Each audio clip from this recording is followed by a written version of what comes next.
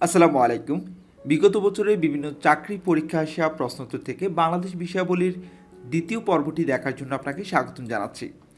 Recent job solution থেকে মাই ক্লাসরুমের এই আয়োজনটি যদি ভালো লাগে লাইক কমেন্টস করে আমাদের সাথে থাকুন। চলুন শুরু করা যাক।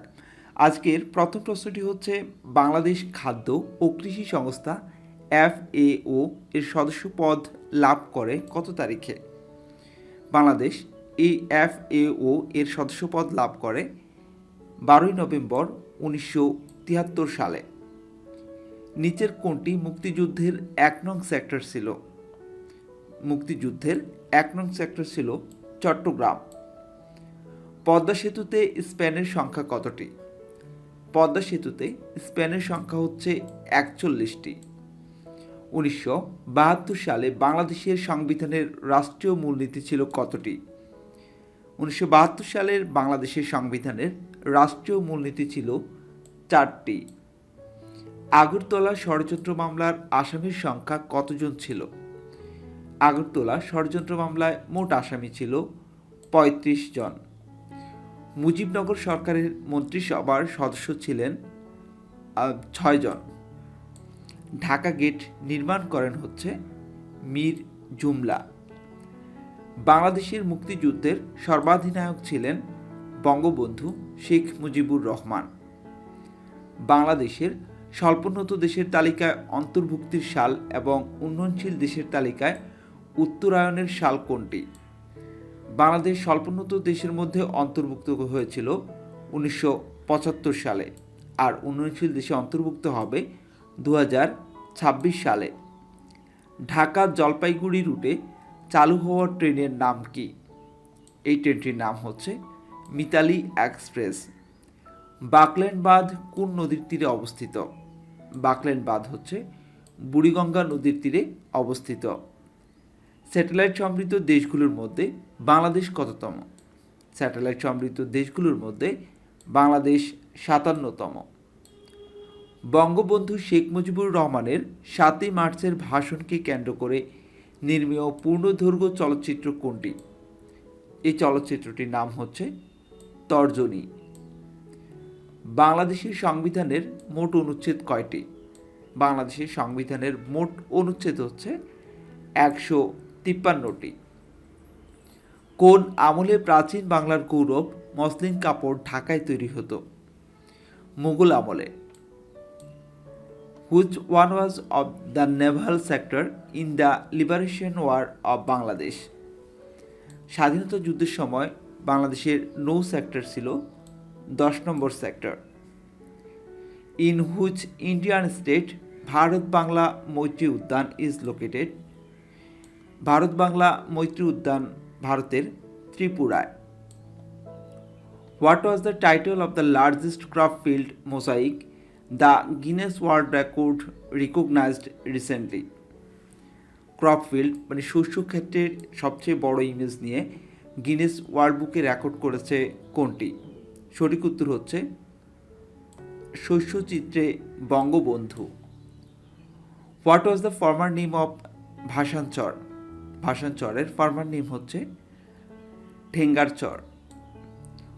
Which of the following SDG goals speaks about women empowerment? SDG গোলে ওমেন এম্পাওয়ারমেন্ট সম্পর্কে বলা আছে SDG 5A। Which of the following Bengali scientist is famous for inventing mercurous nitrate? Correct answer D Prafulla Chandra Ray. What type of research institution NIPORT is? NIPORT হচ্ছে জনসংখ্যা গবেষণা বিষয়ক প্রতিষ্ঠান অর্থাৎ population research. What type of crops named Balaka is? Balaka হচ্ছে গমের একটি জাতের নাম। সঠিক উত্তর C wheat. Who was the captain of Bangladesh first test cricket team? 4টে অপশন রয়েছে: Aminul Islam, Khaled Masud, Akram Khan, none of this. Bangladesh test cricket টিমের প্রথম ক্যাপ্টেন কে ছিলেন? সঠিক উত্তর এখানকার কেউই নয়। সঠিক উত্তর D none of this. Who is the director of the documentary a state is born? A state is born এই ডকুমেন্টারিটির পরিচালক ছিলেন Zahir Raihan. Which of the following chess players is the first grandmaster from Bangladesh? বাংলাদেশের প্রথম দাবাড়ু হচ্ছে Niaz Morshed. The river Buriganga is a branch of which river? Buriganga নদী কোন নদীর শাখা? এটি হচ্ছে ধলেশ্বরী নদীর শাখা। In Bangladesh who acts as administrative head of any ministry? Correct answer B, secretary. বাংলাদেশের সংসদীয় ব্যবস্থায় সংবিধানের কোন সংশোধনীর মাধ্যমে পুনঃপ্রবর্তিত হয়? এটি দ্বাদশ সংশোধনীর মাধ্যমে পুনঃপ্রবর্তিত হয়। বাংলাদেশের প্রধানমন্ত্রীর সরকারি বাসভবন হচ্ছে গণভবন।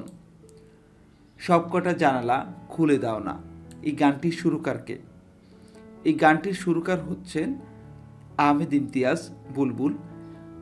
এখানে সঠিক উত্তরটি নেই। যদি বলা হতো যে গানটির গীতিকারকে, সবকটা জানালা খুলে দাও না এই গানটির গীতিকার হচ্ছেন নজরুল ইসলাম বাবু, আর গানটি গেয়েছেন শিল্পী সাবিনা ইয়াসমিন। বাংলাদেশের শাসন বিভাগের সর্বোচ্চ ব্যক্তিকে? সঠিক উত্তর খ, রাষ্ট্রপতি। তোমার মার বাড়ি তুমি যাও, আমি আমার বাড়িতে থাকি, আমাকে দেখতে এসো উক্তিটি কোন গ্রন্থ থেকে নেয়া? এটি হচ্ছে কারাগারের রোজনামচা এই গ্রন্থটি থেকে নেওয়া হয়েছে। বঙ্গবন্ধু স্যাটেলাইট 1 কবে উৎক্ষেপণ করা হয়? এটি 12ই মে 2018 সালে উৎক্ষেপণ করা হয়। 1970 সালের নির্বাচনের বাংলাদেশ আওয়ামী লীগের প্রাদেশীয় পরিষদে কতটি আসন লাভ করে? বাংলাদেশ 288টি আসন লাভ করে। ব্লু ইকোনমি কোন বিষয়ের সাথে সম্পর্কিত? ব্লু ইকোনমি হচ্ছে সমুদ্র অর্থনীতির সাথে সম্পর্কিত। বঙ্গবন্ধু শেখ মুজিবুর রহমান জাতিসংঘে বাংলার ভাষণ দিয়েছিলেন কবে? তিনি জাতিসংঘে 25 সেপ্টেম্বর 1974 সালে বাংলায় ভাষণ দিয়েছিলেন। বাংলাদেশে কত সালে জাতীয় শুদ্ধাচার কৌশল প্রণয়ন করা হয়? 2012 সালে জাতীয় শুদ্ধাচার কৌশল প্রণয়ন করা হয়। বাংলাদেশে ই পাসপোর্টে কত ধরনের নিরাপত্তা ফিচার সংযুক্ত করা হয়েছে? বাংলাদেশের ই পাসপোর্টে মোট 38 ধরনের নিরাপত্তা ফিচার সংযুক্ত করা হয়েছে। বর্তমানে বৈদেশিক মুদ্রার রিজার্ভের ভিত্তিতে বিশ্বে বাংলাদেশের অবস্থান হচ্ছে 44তম। কোন সালে ঢাকার ইংরেজি বানান ঢাকা থেকে ঢাকা হয়? 1982 সালে। বাংলাদেশে আঘাত হানা সর্বশেষ ঘূর্ণিঝড় আম্পানের নামকরণ করে কোন দেশ? থাইল্যান্ড। কোন দেশে একটি সড়কের নামকরণ করা হয়েছে বাংলাদেশ স্টেট? আইভরি কোস্টের একটি সড়কের নামকরণ করা হয়েছে বাংলাদেশ স্টেট। বাংলাদেশের সংবিধানের কত অনুচ্ছেদে নাগরিক কর্তব্যসমূহ আলোচিত হয়েছে? 21 অনুচ্ছেদে নাগরিক কর্তব্যসমূহ আলোচিত হয়েছে। সাধারণ নির্বাচনের কত দিনের মধ্যে সংসদ আহ্বান করতে হয়? সাধারণ নির্বাচনের 30 দিনের মধ্যে সংসদ আহ্বান করতে হয়। দেশের একমাত্র কৃষিভিত্তিক ইপিজেড কোন জেলায় অবস্থিত? এটি হচ্ছে নীলফামারী জেলায় অবস্থিত। Sheikh Hasina software technology park কোথায় অবস্থিত? যশোর। কোনটি বাংলাদেশ ব্যাংকের নোট নয়? 5 টাকা হচ্ছে বাংলাদেশ ব্যাংকের নোট নয়। মুজিব বর্ষ উপলক্ষে স্থাপিত বঙ্গবন্ধু নৌকা জাদুঘর কোন জেলায় অবস্থিত? এটি বরগুনা জেলায় অবস্থিত। বাংলাদেশ মহাকাশে স্যাটেলাইট প্রেরণকারী কততম দেশ? বাংলাদেশ মহাকাশে স্যাটেলাইট প্রেরণকারী দেশগুলোর মধ্যে হচ্ছে 57তম। সাগরকন্যা কোন এলাকার ভৌগোলিক নাম? সাগরকন্যা হচ্ছে কুয়াকাটার ভৌগোলিক নাম।